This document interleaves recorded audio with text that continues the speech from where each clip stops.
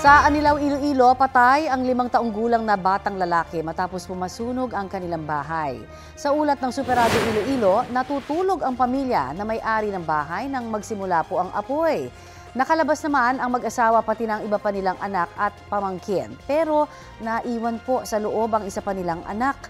Hindi na nila nailigtas ang bata dahil mabilis kumalat ang apoy. Nagtamo naman ng second-degree burn ang nanay ng mga bata.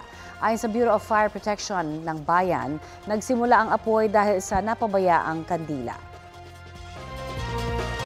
Kapuso, para sa mga maiinit na balita, mag-subscribe sa GMA Integrated News sa YouTube.